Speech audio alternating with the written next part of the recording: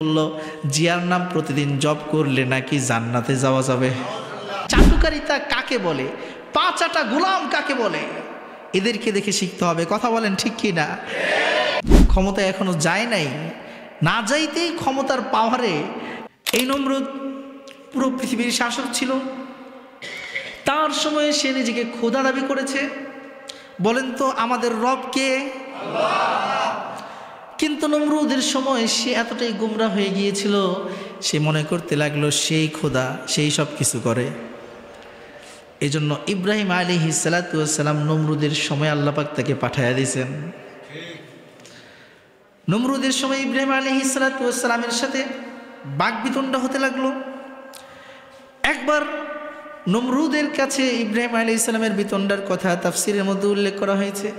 পবিত্র করে আল্লাহ পাক সূরাতুল বাকারার মাঝে বলছেন, আলাম তারা ইলাল্লাযী হাজ্জা ইব্রাহিম ফি রাব্বিহি ألم تر إلى الذي حاج إبراهيم في ربه أن آتاه الله الملك।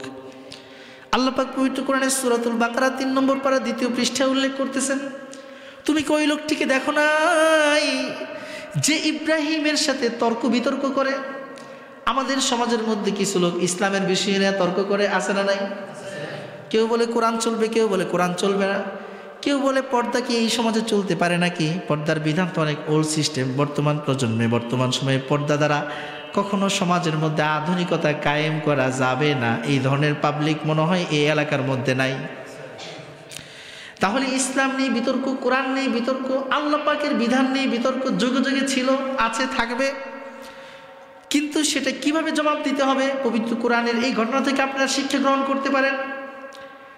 আল্লাহ সুবহানাহু ওয়া তাআলা বিশ্বনবীকে লক্ষ্য করে বলছেন, হে নবী আপনি কি দেখেন নাই ওই লোকটাকে, যেই লোকটা ইব্রাহিম খলিলুল্লাহর সাথে তর্ক জড়াইয়া দিছে? কি বিষয়ে তর্ক দিছে, কেন তর্ক করতেছে? আন আতাহুল্লাহুল মুলক, আল্লাহ তাকে ক্ষমতা দিছে, পাওয়ার দিছে, রাজত্ব দিছে। তাহলে বোঝা গেল ক্ষমতার চেয়ারে বসলে অনেকে তাদের পিছনের কথা ভুলে যায়। ক্ষমতা যখন থাকে না তখন কেমন দুর্বল ছিল, ক্ষমতা পাওয়ার পর অতীত ভুলে গিয়ে সে নিজেকে আস্তে আস্তে খোদা মনে করতে শুরু করে। তখন আল্লাহ পাক যা বলেছেন সেদিকে খেয়াল না করে নিজের মনে যাই আসে তাই বলতে শুরু করে। কথা বলেন ঠিক কিনা? এই যে কিছুদিন আগে একজন বলল জিয়ার নাম প্রতিদিন জপ করলে নাকি জান্নাতে যাওয়া যাবে। নাউজুবিল্লাহ, বাড়িতে যায় বললেন এই জিয়ার নাম জপ করলে জান্নাতে যাওয়া যাবে? আসলে ঈমান থাকবে না, ঈমান চলে যাবে, ঈমান চলে যাবে। নাউজুবিল্লাহি মিন যালিক। তাহলে এটা কেন হয়েছে? ক্ষমতা এখনো যায় নাই, না যাইতেই ক্ষমতার পাওয়ারে কিংবা ক্ষমতা লাভের আশায় চাটুকারিতা কাকে বলে, পাঁচাটা গোলাম কাকে বলে, এদেরকে দেখে শিখতে হবে। কথা বলেন ঠিক কি না? যে রাজনীতির ক্ষমতা লাভ করার জন্য তারা নিজেদের নেতাদের, মৃত নেতাদের এমন প্রশংসা করে যেটা সম্পূর্ণ তার ঈমানের সাথে সাংঘর্ষিক হয়ে যায়, তার ঈমান চলার আশঙ্কা হয়ে দাঁড়ায়। তো প্রিয় বন্ধুরা আমার লক্ষ্য করবেন, খুব মনোযোগ দিয়ে কথা বলছি। আমরা একটু কষ্ট করে কিছুক্ষণের জন্য ফোনটা একটু বন্ধ করে দিতে পারি না? যাদের ফোন আছে একটু বন্ধ করে দিই, ইনশাআল্লাহ ফায়দা হবে। একটু মনোযোগ দিয়ে শোনেন। আল্লাহ যেহেতু মজলিসে বসার সুযোগ দান করেছেন, আমরা নিজেদেরকে আত্মশুদ্ধি করার জন্য মনোযোগ দিয়ে কিছুক্ষণ মৌতের আলোচনা শুনে ইনশাআল্লাহ আমাদের অন্তরটাকে পরিষ্কার করে দিবেন কে? সফলকা মুমিনদের কাতারে আমাদের নামটাকে লিখে দিবেন কে? আল্লাহ সুবহানাহু ওয়া তাআলা। খুব মনোযোগ। আল্লাহ পাক বলতেছেন সে তর্ক জুড়ে দিল, বিতর্ক লিপ্ত হলো কেন? আল্লাহ পাক তাকে ক্ষমতা দিয়েছেন, পাওয়ার দিয়েছেন। কি নিয়ে বিতর্ক তৈরি হলো? إذ قال إبراهيم ربي الذي يحيي ويميت। ঘটনার মূল কোরআনের অংশে যাওয়ার আগে তাফসীরে পুরো ঘটনাটা উল্লেখ করা হয়েছে। যে সময় এই বিতর্ক সংঘটিত হয় তখন ইব্রাহিম আলাইহিস সালাতু ওয়াস সালাম যে এলাকায় ছিলেন সেখানে দুর্ভিক্ষ দেখা দিয়েছে। দুর্ভিক্ষ দেখা দেওয়ার পরে, দুর্ভিক্ষ দেখা দিলে দেশের মধ্যে খাদ্য সংকট দেখা দেয়, খাবার কমে যায়। তখন সরকার কি করে? প্রত্যেকটা দেশের সরকার তাদের সরকারি গুদাম আছে, সেখানে খাবার সঞ্চয় করে রাখে, খাবার গুদামজাত করে। যাতে দেশের কোনো দুর্যোগকালে তারা খাবারের ব্যবস্থা করতে পারে, দেশের জনগণকে গুদাম থেকে সেই খাবার বিতরণ করতে পারে। কথা বলেন ঠিক কিনা? এই যে নারায়ণগঞ্জের সাইলোগেট, সিদ্ধিরগঞ্জের এখানে সরকারি গুদাম আছে না নাই? সাইলোগেট গেলে আপনারা অনেক গুদাম দেখবেন। তো এই সরকারি গুদামগুলো, সেখানে সরকার খাদ্য গুদামজাত করে রাখে। নমরুদ এই বিপদকালীন দুর্ভিক্ষকালীন সময়ে দেশের জনগণের খাবার সরবরাহ করার জন্য তার গুদাম থেকে খাবার দিতে শুরু করেছে। হযরত ইব্রাহিম আলাইহিসসালামের প্রিয়তমা স্ত্রী সারা আলাইহিসসালাম, ঘরের মধ্যে কোনো খাবার নাই। প্রিয় স্বামীকে বললেন, ওগো প্রিয়তমা স্বামী, আপনি একটু গিয়া নমরুদের কাছ থেকে খাবার নিয়ে আসেন। কারণ যেহেতু আমরা দেশের জনগণ, দেশে হওয়ার জন্য জনগণ দেশের একটা পার্ট। জনগণ নাই দেশ নাই, জনগণ আছে দেশ আছে। সরকার যেমনই হোক না কেন, যেহেতু আমরা দেশের নাগরিক, ফলে দেশের প্রতিটা সম্পদের মাঝে নাগরিকদের অধিকার আছে না নাই? ইব্রাহিম খলিলুল্লাহ সেই চিন্তা করে, যেহেতু তিনি সেই দেশের নাগরিক, নমরুদ বাদশাহ, সে কাফের হোক আর যাই হোক, কিন্তু দেশের গুদামজাত করে খাবারে এখানে তো ইব্রাহিম খলিলুল্লাহরও কি আছে? অধিকার আছে, তারও একটা অংশ আছে। সমস্ত জনগণের অংশ থাকলে ওনারও তো একটা কি অংশ থাকবে। ইব্রাহিম খলিলুল্লাহ লাইনে দাঁড়ায় গেলেন, লাইন ধরে রিলিফ দেওয়া হইতেছে। দুর্ভিক্ষকালীন বিভিন্ন ধরনের আপদকালীন সময়ে সরকারের পক্ষ থেকে রিলিফ দেওয়া হয়, ত্রাণ বিতরণ করা হয়। এখন সেই সরকারি লাইনে দাঁড়ানোর পর নমরুদ সকলকে জিজ্ঞাসা করে, তোমার খোদাকে? সবাই বলে, আপনি আমাদের খোদা। নাউজুবিল্লাহ। আমাদের খোদাকে আল্লাহ সুবহানাহু ওয়া তাআলা। বারবার এটা মনে করবেন, বারবার কি করবেন? মনে করবেন। মনে করলে মনের মাঝে আল্লাহর প্রতি মহব্বত বাড়ায়া দিবেন কে? আল্লাহ পাক। প্রিয় বন্ধুরা আমার, এভাবে যখন ইব্রাহিম খলিলুল্লাহর সিরিয়াল চলে আসলো, ইব্রাহিম খলিলুল্লাহকে প্রশ্ন করা হলো, তোমার খোদাকে? ইব্রাহিম খলিলুল্লাহ বললেন, আল্লাহ। কি বললেন? কি বললেন? একটু মহব্বত আওয়াজ করে ডাক দেন না? নমরুদ থরথর করে কাঁপে উঠছে। আল্লাহর নাম এমন, যে ভালোবাসা নিয়ে আল্লাহর নাম জিকির করে তার অন্তরটা মহব্বতে ভরে যায়।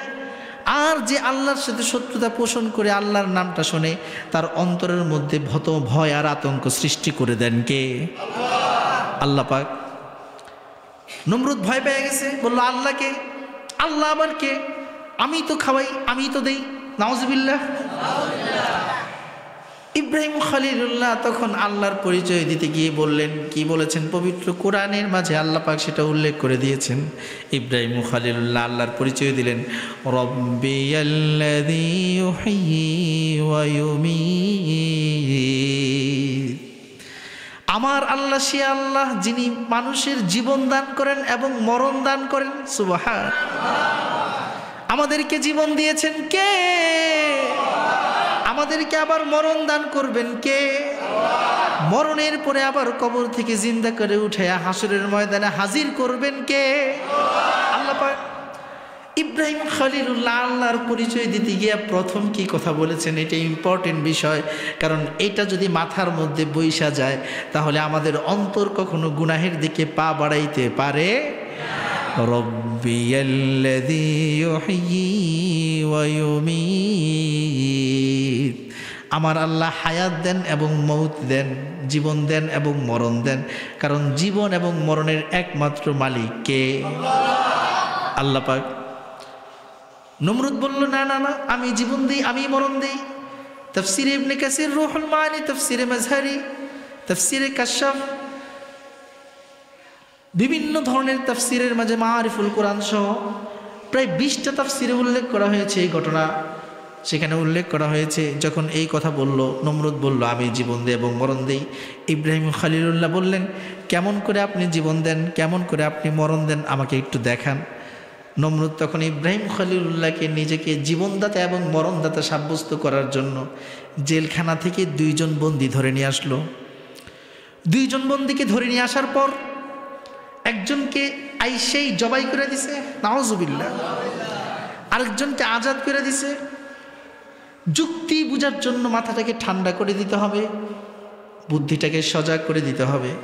প্রিয় বন্ধুরা আমার, জেলখানা থেকে ধরে এনে জবাই করে দিলেই যদি মরণ দেওয়া হয়, জেলখানা থেকে কোনো বন্দীকে ধরে এনে আজাদ করে দিলেই যদি জীবনদাতা হয়, তাহলে একটি প্রশ্নের উত্তর দিবেন, 5 আগস্টের বিপ্লবে বাংলাদেশের জনগণের তরফে বাংলাদেশের বহু মানুষ জেলখানা থেকে মুক্তি পাইছে কি পায় নাই? তাহলে কি বাংলাদেশের সকল মানুষ জীবনদাতা? এই জীবনদাতা? আবার দেখা গেছে অনেক নতুন বন্দী জেলখানায় গেছে কি যায় নাই? এবং যে কোনো সরকারের বিচারেই যদি তাদেরকে ফাঁসি দেওয়া হয়, ফাঁসি দিলেই কি তারা মরণদাতা? যদি নমরুদের যুক্তি সঠিক হয়, তাহলে বাংলাদেশের সকল জনগণই জীবনদাতা, মরণদাতা। কথা বলেন ঠিক কিনা? ইব্রাহিম আলাইহিস সালাতু ওয়াস সালাম চিন্তা করলেন, এত আস্ত একটা গর্দভ গাধা, কিছুই বুঝে না, মাথার মধ্যে গোবর ছাড়া আর কিছু নাই। বোকা দেখেছি, এমন বোকা দেখি নাই। আসলে ইব্রাহিম খলিলুল্লাহ এটা শুধুমাত্র নমরুদকে বলছেন যে তাই না, বরং কোরআনের ইলম যার কাছে থাকে না, তার চাইতে গর্দভ গোবর মার্কা মাথা এই দুনিয়ার মধ্যে আর কারো হতে পারে? বুদ্ধি তার যতই বেশি থাকুক। আবু জাহেলের নাম ছিল আবুল হিকাম, বুদ্ধির পিতা, অর্থাৎ বুদ্ধির সাগর, বুদ্ধির ঢেকি। কিন্তু সেই আবুল হিকাম ইসলামকে গ্রহণ না করার কারণে পুরা বিশ্ববাসী আজকে তার নামে চিনে না, বরং উল্টা নামে চিনে, আবু জাহাল, মূর্খের পিতা, গণ্ড মূর্খের বাপ। কথা বলেন ঠিক কিনা? এই জন্য আসল জ্ঞানীকে বলেন, কোরআন শিখে যে আসল জ্ঞানীকে, সবাই আমার সাথে বলবেন, আসল জ্ঞানীকে, আসল জ্ঞানীকে, আসল জ্ঞানীকে। প্রিয় বন্ধুরা আমার, আসল ইব্রাহিম খলিলুল্লাহকে যখন দেখানো হলো জেলখানা থেকে ধরে এনে জবাই করে দিলেই জীবনদাতা হয়ে যায় না, মরণদাতা হয়ে যায় না, আজাদ করে দিলেই এর কোনোটাই হওয়া যায় না। ইব্রাহিম খলিলুল্লাহ দেখলেন যুক্তি দিয়ে একে বোঝানো যাবে না, একে এমন মার প্যাচে ফেলতে হবে যেই যুক্তির জবাব, যেই প্রশ্নের জবাব সে নিজের শরীর শেষ করে দিলেও কোনোদিন খুঁজে পাবে না। ইব্রাহিম খলিলুল্লাহ বললেন, فإن الله يأتي بالشمس من المشرق فأت بها من المغرب। যখন সকাল হয়ে যায়, খুব মনোযোগ, ফজরের সময় পূর্ব দিগন্তে সূর্যটাকে উঠান কে? আল্লাহ পাক। সন্ধ্যা হয়ে গেলে অস্ত চলে, মাগরিবের সময় সূর্যটাকে পশ্চিম দিগন্তে আবার অস্ত নেন কে? আল্লাহ পাক। সূর্য উঠান আল্লাহ, ডুবান আল্লাহ। কোন দিক থেকে? সকালবেলায় পূর্ব দিকে উঠান, সন্ধ্যাবেলায় পশ্চিম দিকে ডুবান। ইব্রাহিম খলিলুল্লাহ বললেন, যদি তুমি সত্যি রব হয়ে থাকো, তুমি যদি বৃষ্টি দিতে পারো, তুমি যদি জমিন থেকে বৃক্ষ উৎকিরণ করতে পারো, তুমি যদি পৃথিবীর সমস্ত কিছু করতে পারো, তাহলে আমার আল্লাহ একটা কাজ করেন, তুমি সেই কাজটা ব্যতিক্রম করে দেখাও। নমরুদ বলে, কি কাজ করেন? ইব্রাহিম খলিলুল্লাহ আলাইহিস সালাতু ওয়াস সালাম তিনি বললেন, আমার আল্লাহ প্রতিদিন সকালবেলা সূর্যটাকে পূর্ব দিগন্ত থেকে উঠান, সন্ধ্যাবেলায় সূর্যটাকে পশ্চিম দিগন্তে ডুবান। তুমি যেহেতু নিজেকে খোদা দাবি করেছ, তাহলে আজকের জন্য তুমি কালকের সকালের সূর্যটাকে পশ্চিম দিগন্তে উঠাও, আর সেই সূর্যটাকে সন্ধ্যাবেলায় পূর্ব দিগন্তে ডুবাও। সুবহানাল্লাহ। বলেন তো, পৃথিবীর কোনো মানুষের পক্ষে সূর্যকে পশ্চিম দিগন্তে উঠানো সম্ভব? পূর্ব দিগন্তে ডুবানো সম্ভব? আল্লাহু আকবার। এই সব কিছু করতে পারেন কে? নমরুদে মনে হয়েছে ঠ্যাং দিয়ে একটা লাথি মারছে ওর গালের মধ্যে। থাপ্পড় না, ঠ্যাং দিয়ে কি মারছে? লাথি মেরেছে। ফাবুইতাল্লাযী কাফার। এটা কিসের লাথি? অরিজিনাল লাথি নাকি যুক্তির মারপ্যাচের লাথি? এক কিকে ধরা সেই, এক কিকে ধরা সেই। শত্রু কুপকাত হয়ে গেছে, কোনো যুক্তি নাই, উত্তর নাই। ফাবুইতাল্লাযী কাফার। হা হইয়া চায় রয়েছে। কি কইল? কি কইলি রে ইব্রাহিম? কি কইলি এটা তুই? ওই চিন্তাও করতে পারে? আরে করবো কেমনে চিন্তা? মাথার মধ্যে কি? মাথার মধ্যে কি? এই চিন্তা যদি করতে পারতো তাহলে বলতো আমার রব কে? সেই নমরুদের চাইতে বেশি বুদ্ধি আমাদেরকে আল্লাহ পাক দান করেছেন। একটু আলহামদুলিল্লাহ বলবেন না? কারণ কি? আমরা চিনেছি কাকে? দেখেন, দেশের সম্রাট হলেই বুদ্ধিমান হওয়া যায় না। আল্লাহ পাক বলেন, না, আজকের এই মজলিসে যারা কোরআন শুনছে, যারা ঈমান এনেছে, যারা অন্তরে বিশ্বাস করেছে, যারা পড়েছে লা ইলাহা ইল্লাল্লাহু মুহাম্মাদুর রাসূলুল্লাহ, সে জর্জ বুশের চাইতে বেশি বুদ্ধিমান, সে জর্জ ক্লিন্টনের চাইতে বেশি বুদ্ধিমান, সে বর্তমান আমেরিকা, রাশিয়া, পৃথিবীর সমস্ত মুশরিক প্রেসিডেন্টের চাইতে বেশি বুদ্ধিমান। শুধু তাই নয়, তাবুত জাহানের যে বাদশা ছিল সেই কাফের নমরুদের চাইতে অধিক বুদ্ধি এবং জ্ঞান আমাদেরকে দান করেছেন কে? তো প্রিয় বন্ধুরা আমার, ইব্রাহিম খলিলুল্লাহ যখন যুক্তিতে হাইরা গেছে, নমরুদ কি দেশের রাজা হওয়ার পর তাকে খাবার দিবে নাকি? কয় যা তোর খোদার কাছে চায় লোক, যা ভাগ, তোর দিতাম না খাওন। আরে খাওয়াই কে? রিজিকের মালিক কে? আল্লাহ পাক। ইব্রাহিম খলিলুল্লাহ চলে আসলেন খালি ব্যাগে। এখন খালি ব্যাগে চলে আসছেন, বাসায় তো খাবার নেই, ব্যবস্থা হবে কি? খালি ব্যাগ নিয়ে যদি বোর কাছে যায়, আরে ভাই আমাদের বউদেরকে দেখবেন যে স্বামী বাজার যেমনই করুক না কেন, বাজারের একটা দোষ বের করা তাদের একটা স্বভাব। কথা বলেন ঠিক কিনা? আজকের আলুটা একটু বেশি নতুন হয়ে গেছে, বেশি পুরান হয়ে গেছে, এটার কালার ঠিক নাই, ওটার এই ঠিক নাই। জামাই যেমন বউয়ের রান্নার দোষ ধরে, আমুল ঘরের বউরা ঠিক একইভাবে জামাইয়ের বাজার করার কি ধরে? দোষ ধরে। দুইজন মানে পাল্লাপাল্লি করে দৌড়ায়। এখন ইব্রাহিম খলিলুল্লাহ চিন্তা করলেন, খালি ব্যাগ নিয়ে কেমনে ঘরে ঢুকি? নমরুদকে তো যুক্তিতে পরাজিত করেছি, কিন্তু খাদ্যের গুদাম দেশের মধ্যে বাহ্যিক দৃষ্টিতে তার হাতে, সে তো আমারে দেয় নেই। নমরুদ প্রথম দিকে বউয়ের ঝগড়া থেকে বাঁচার জন্য, ইব্রাহিম খলিলুল্লাহ আলাইহিস সালাতু ওয়াস সালাম বউয়ের ঝগড়া থেকে বাঁচার জন্য তিনি কি করলেন? রাস্তার থেকে কিছু বালু ব্যাগের ভেতরে ঢুকাইলেন, আর কিছু নুড়ি পাথর, মরুভূমির এলাকা, কিছু নুড়ি পাথরের কণা ব্যাগের ভিতরে ঢুকায়া ঘরে ঢুকলে যেন মনে হয় কি করে নিয়ে আসছে, বাজার করে নিয়ে আসছে। সেই বাজারটা নিয়ে ঘরের মধ্যে প্রবেশ করলেন। প্রবেশ করার পরে আস্তে কইরা ঘরের কোনা দিয়ে ব্যাগটা রাইখা, ওর সাথে কোনো কথা কয় না, চুপে চাপে বিছানার মধ্যে গিয়ে ঘুমায় পড়ছে। আল্লাহর বান্দা কি করছে? কিছুক্ষণ পর স্ত্রী মাথার মধ্যে হাত বুলাই দিতেছে, স্বামী উঠেন। দুপুর হয়ে গিয়েছে, খাবারের সময় ঘনিয়ে এসেছে, আপনি নিজে ফ্রেশ হয়ে যান। আল্লাহর নবী ইব্রাহিম খলিলুল্লাহ আলাইহিস সালাতু ওয়াস সালাম ঘুম থেকে উঠে দেখেন তার সামনে দস্তরখান বিছায়া সকল খাবার হাজির করা হয়েছে। ইব্রাহিম খলিলুল্লাহ অবাক হয়ে গেলেন, ব্যাপার কি? খাবার কোত্থেকে আল্লাহ? সারা আলাইহিস সালাতু ওয়াস সালাম তিনি বলতেছেন, আপনি কেন আমাকে প্রশ্ন করেন? বাজারে গিয়া যে বাজার করে আনছেন খবর নেই? আল্লাহু আকবার। এই নুড়ি পাথর বালু ভরা থলিটাকে প্রয়োজনীয় সমস্ত খাদ্য সামগ্রী দিয়ে ভরে দিয়েছেন কে?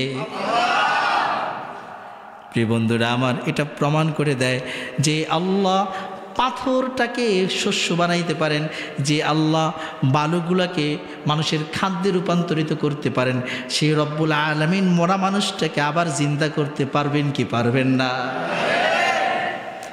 নমরুদকে যেমন যুক্তি দিয়ে হারাইছে, আবার ইমিডিয়েট ইমার্জেন্সি সে ইব্রাহিম খলিলুল্লাহকে বাস্তব প্রমাণ দিয়ে দেখায় দিয়েছেন কে? আল্লাহ পাক। পবিত্র কোরআনে আল্লাহ পাক যুক্তির মাধ্যমে যেমন কাফেরদেরকে পরাজিত করেছেন। কাফেররা বলছে আইদা মিতনা ওয়া কুন্না তুরাবান ওয়া ইযামান আইন্না লামাবউসুন, আমরা যখন মরে যাব, মাটির সাথে মিশে যাব, হাড়গোড় হয়ে যাব, তখন কি আবার আমাদেরকে পুনরায় কবর থেকে জিন্দা করা হবে নাকি? নমরুদকে যুক্তির মাধ্যমে উত্তর দিয়া পরাজিত করে দিয়েছেন ইব্রাহিম খলিলুল্লাহ। এটা ছিল যুক্তির পরাজয়।